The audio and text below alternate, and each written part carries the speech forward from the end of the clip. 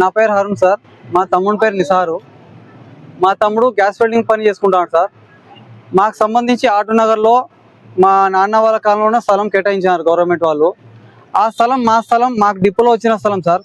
మా స్థలం మాకు చూపించడానికే అక్కడ ఉన్న ఇన్ఛార్జి, అతని పేరు జాకీర్, అతను మా తమ్ముడికి గత 4 సంవత్సరాల నుంచి సతాయిచ్చి ఈరోజు చివరికి మా తమ్ముడు ఆ బాధ తట్టుకోలేక గుండెపోటుతో చనిపోయాడు సార్. నిన్న 4:30 సమయంలో. అతను తిరిగిన రోజు లేదు సార్. సరే రేపు రాపో అంటే రేపు పోతాడు. ఏదో పని చేసుకుంటారు, పనికి పోతేనే ఏదో 200-300 వస్తాయి. ఆ పని కూడా పోకుండా ఆటోనగర్కి వెళ్ళడం రావడం వీనికి దిగులు ఎక్కువైపోయి, వీనికి చిన్న వయసు సార్, 32 సంవత్సరాలు కేవలం. 2 ఆడపిల్లలు, నెల కూతురు కూడా ఉంది సార్. ఇప్పుడు నా తమ్ముడు చనిపోయాడు. దానికి పరిష్కారం ఎవరు సార్? ఇప్పుడు అతను చనిపోవడానికి కారణం దేనికి సార్? స్థలం గురించే కదా. మా స్థలం మాకు ఇవ్వడానికి అతను ఆటోనగర్ జాకీరు అంటే ప్రెసిడెంట్ అంట అతను మా స్థలం మాకు ఇవ్వడానికి ఎందుకు సార్ ఇంత అబ్జెక్షన్? ఇంకా చాలా మంది స్థలాలు ఉన్నాయి సార్ ఆడ, కానీ ఎవరికి కూడా క్లియర్ కావడంలో, ఎందుకు కావడంలో అర్థం కాలే. మా స్థలం మాకు రావడానికి ఎందుకు వాళ్ళు మెజర్మెంట్ చూపించడం లేదు, మాకు అర్థమే కావట్లేదు. ఇప్పుడు మా తమ్ముడు చనిపోయాడు సార్, వానికి న్యాయం జరగాల. 2 చిన్న పిల్లలు ఉన్నారు. మాది ఆటోనగర్లో 380 site number sir, 468 survey number.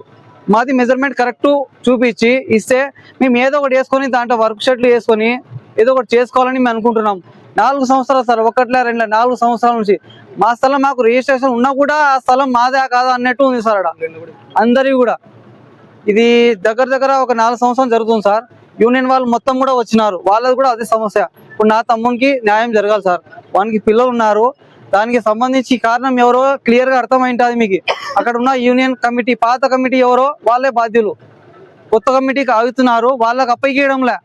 నేను ఉన్నాగా మీరు ఎంత స్థలాలు వేసుకుంటారు, మీరు ఎట్లా నిర్మించుకుంటారు, మేము వచ్చి చూపిస్తేనే మీరు వేసుకోవాలని చెప్పి సతాయిస్తున్నారు సార్. ఇప్పుడు మా తమ్ముడు చనిపోయాడు సార్, చిన్న వయసు, 2 పిల్లలు. నేను మాట్లాడలేను సార్, ఇంతకు మించి ఏం మాట్లాడలేను. వాని గురించి ఏదో ఒక న్యాయం చేయాలి సార్. 5 సెంట్లకు డబ్బులు కట్టినాం సార్. మేము మధ్యలో తీసుకుపోయింది కాదు, మా నాన్నకు వచ్చింది డిప్పులో వేసింది. అది లక్కీ డ్రా. మాదే 92 నుంచి జరుగుతున్నాయి అవి, 95 నుంచి ఉన్నాయి. డిప్పులో వచ్చింది, మధ్యలో మేము కొనుక్కోలే, ఎవరికి అమ్ముకోలే. మా స్థలం మాకు చూపించడానికి ఎందుకు సార్ ఇబ్బంది? వాళ్ళ ప్లాన్ ఉంది సార్, ఆ ప్లాన్ ప్రకారం మేము పోతున్నాం. మా బిట్టు కార్నర్ డబ్బులు కూడా కట్టేసినాం, రిజిస్టర్ కూడా అయిపోయింది. అయినా ఇంచుమించు మా స్థలం ఇది కాదు అది కాదు, మేము వచ్చి చూపిస్తాంలే చెప్పి, రేపు వస్తాం, మేలుని వస్తాం అని చెప్పి సతాయిచ్చి ఈరోజు ఆ స్థలం మీద కూడా సుమారు ఖర్చు అయింది సార్. మేము ఫస్ట్ మొత్తం కట్టింది కాక మళ్ళీ మధ్యలో కూడా కట్టినాం సార్. మళ్ళీ మధ్యలో వానికి నాకు తెలిసి హరాస్మెంట్ కాల్స్ కూడా వచ్చింటాయి సార్.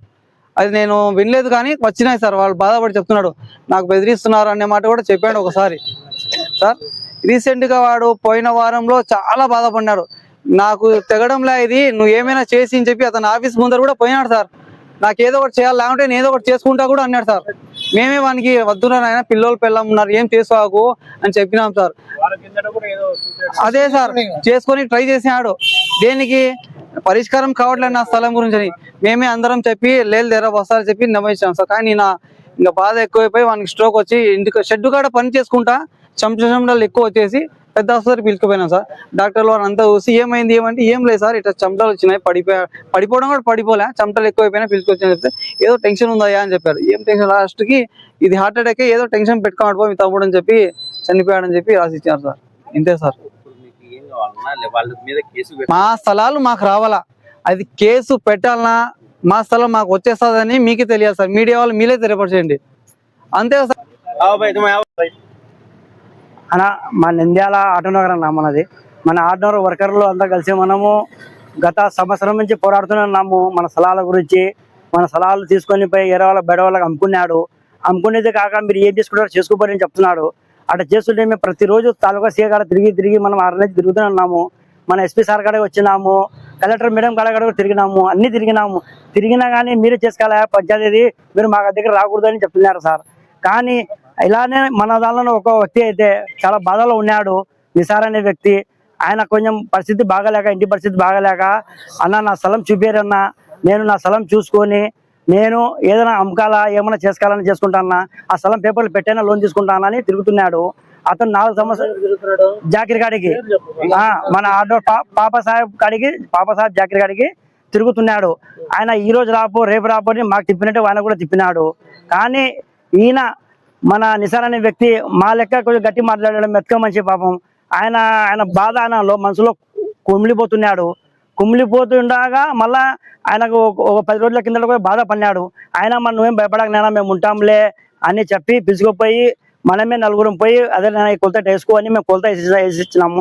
మనం కొత్త కమిటీగా కొంచెం మేమంతా పోరాడుతున్నాము. మనం పోయి సంబాలు నాటి వచ్చినాక మళ్ళీ అతనికి ఫోన్ చేసి వాళ్ళు నాటితే జల్లదు, నేనే చేయాలా ఇది, వాళ్ళు చేసి నీ గంట చెల్లుతుంది, ఇంకా నేను దిగలే ప్రెసిడెంట్ గా, నాదే జరిగేది, నువ్వు వాళ్ళ కాడికి పోతే నీకు స్థలం కూడా రాదు, ఏం చేసుకుంటా చేసుకోపని అతనికి భయపడిచ్చినాడు సార్ పాపా సాహెబ్ జాకీరు.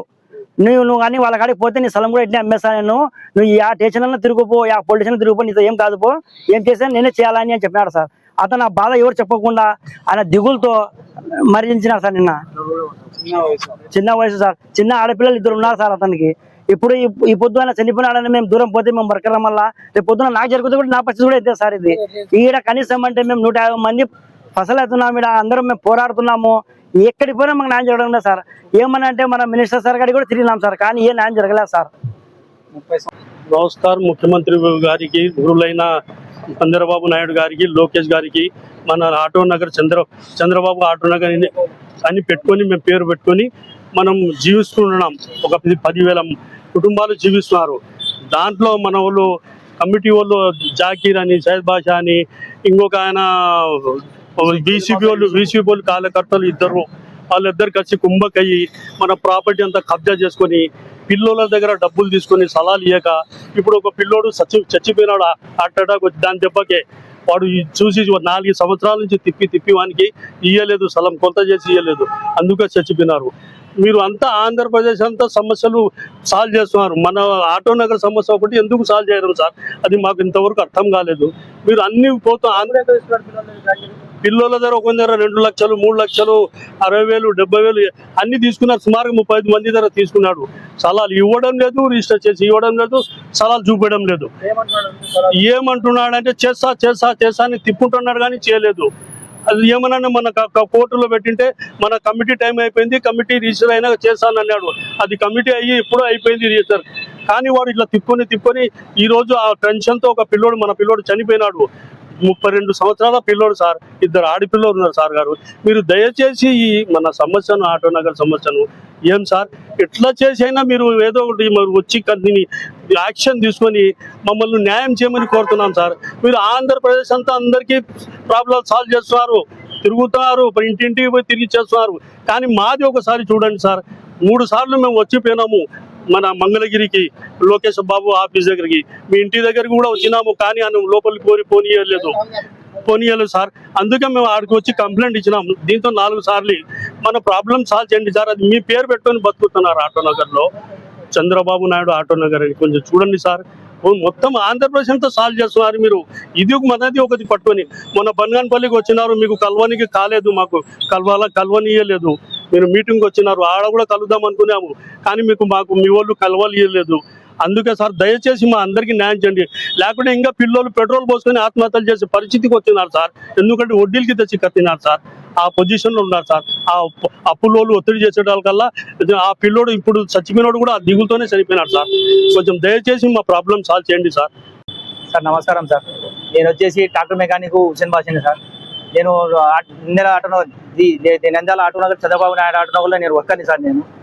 నాకు ఏంటంటే బాబా సాహెబ్ జాకీర్ అనే ఆయన మాకు ప్రెసిడెంట్, ఆయన స్థలాలు ఇస్తానని చెప్పింటే 9 సంవత్సరాల కిందట సార్ నేను దగ్గర వచ్చేసి నేను 2 లక్షలు డబ్బులు కట్టాను సార్ ఆయనకు.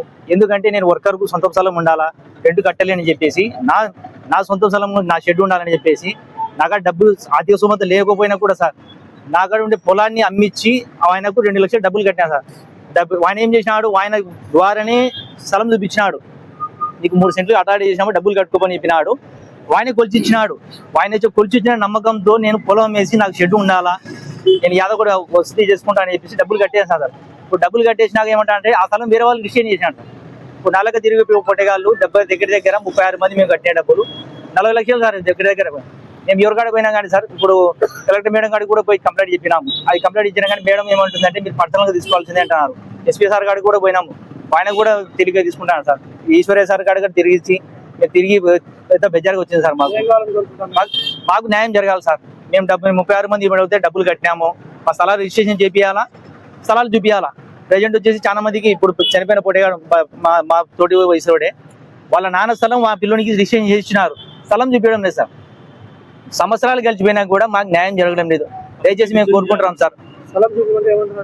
రేపు మొన్న ఈ పిల్లోని కానీ 5 సంవత్సరాలు గడిపినారు సార్, మాకు 9 సంవత్సరాలు గడిపేసినారు సార్. ఎవరికాడ పోయినా కానీ ఆయన ఏమంటే ధీమా ఏమంటే సార్, డబ్బు పలుకుబడి రాజకీయంగా చూపించి మాకు బెదిరిస్తున్నారు సార్. ఏదే కానీ ఎక్కడ పోయినా కానీ మాకు న్యాయం జరగడం సార్. దయచేసి నారా చంద్రబాబు నాయుడు గారు సార్, మీ గాడికి ఇంటికాడికి కూడా వచ్చినాము అన్న, లొకేషన్ మీ గాడికి వచ్చి మేము ప్రజా దర్బార్లో కానీ మేము కంప్లైంట్ ఇచ్చినాం సార్.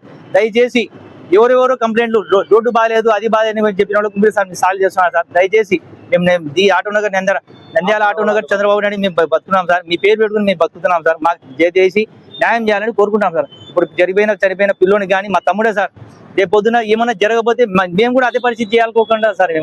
మేము లేకుండా ఏంటంటే పొలం అమ్మినా ఎవరి పరిస్థితుల్లో వడ్డీ తెచ్చినారు ఏం తెచ్చినారో చాలా కష్టాల్లో ఉన్నాం సార్. మా పరిస్థితి కూడా ఆ పిల్లోని పరిస్థితి కూడా వస్తుంది. దయచేసి ఈ కారణం కాకుండా మాకు న్యాయం చేయాలని కోరుకుంటాం సార్.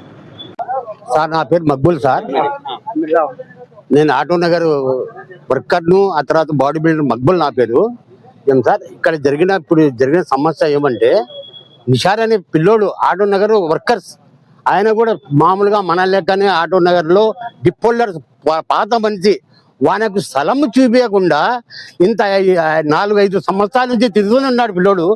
వాని స్థలం చూపించకుండా ఆయన వల్ల ఏదేదో చేసి వారి స్థలం 2 అడుగులు జరుగు 3 అడుగులు జరుగు, నీకు స్థలం చూపిస్తా ఉండు, కొంచెం నిబ్బరంగా ఉండు అంటే, లేదు ఈ పిల్లోడు పోయి వేసుకుంటే కన్నా లేదు ఎట్ట వేసుకుంటావు అని బెదిరియడం పిల్లోనికి. ఆ తర్వాత చాలా టార్చర్ పెట్టినారు పిల్లోనికి. ఎందుకంటే మనం కూడా ఉన్నామాడ పిల్లోడు ఎంతో మాటలు నా కాడికి వచ్చి లేదన్నా ఇట్లా చేస్తున్నాడు నాకంటే, నువ్వు పోయి ముందు స్థలం కాడ నీ స్థలం కదా ఇది, నువ్వు డిఫాల్టర్ ఎవరికి అడగాల్సిన అవసరం లేదు, నువ్వు ముందు నీ స్థలంలో నువ్వు పాతుకో అని చెప్తే ఆ రోజు పాతుకున్నాడు. పాతుకున్న తర్వాత వానికి ఏం టార్చర్ చేసినాడు, ఒక వారం కిందట, మళ్ళీ పెద్ద వారం కాదు, ఒక వారం కిందట ఆ పిల్లోనికి టార్చర్ చేసి ఈ రోజు ఏం చేసినారు కానీ మాతంగా చనిపోయినాడు. చాలా బాధ కనిపిస్తుంది సార్. కానీ ఇద్దరు పిల్లలు వచ్చేసి 50 మంది దాకా ఉన్నారు, ఇట్లా సతాయిస్తున్నాడు. 50 మంది దాకా ఉన్నారు పిల్లల సతాయిస్తున్నాడు. మీరు దయచేసి మీరు ఎన్నిసార్లు తిరిగినాం, కలెక్టర్ గారు కూడా పోయినాము, ఎస్పీ గారు కూడా పోయినాము, ఆ తర్వాత మినిస్టర్ గారు కూడా పోయినాము సార్. మనకు ఎక్కడ న్యాయం జరగలేదు, మాకు న్యాయం జరగాలని మేము కోరుతున్నాం సార్. మీరు ఎందుకంటే మీరు చాలా దయచేసి అందరూ ఆఫీసర్లు ఎవరైనా కానీ, ఎంప్లాయీస్ కానీ, కలెక్టర్ కానీ, అంత ఎస్పీ కానీ మనకు దయచేసి ఈ పిల్లలకు న్యాయం చేయాలని నేను అడుగుతున్నాను సార్. సార్ నా పేరు painter Ranji, Nandyal auto Nagar, Nara Chandrababu auto Nagar. ఇది నిషార్ అనే వ్యక్తి చాలా బాధ మాకు ఆటో నగర్ అసోసియేషన్ తరఫున మేము క్షమాపణ కోరుకుంటున్నాము. ఆటో నగర్ జాకిర్ గారు ముందు వచ్చి వాళ్ళ సంతాపం తెలిపి సమాధానం చెప్పాలా. ఒకటి అతనికి వచ్చి మనలో పిల్ల పుట్టిందంట, నెల పాప, వాళ్ళ తల్లిదండ్రులు ఎన్ని కోట్లు పోయినా కానీ పిల్లోని చేసుకోలేరు వాళ్ళు. అది ముందు వచ్చేసి న్యాయం జరగాల మాకు, అది కథ సార్. నాకు కావాల్సింది.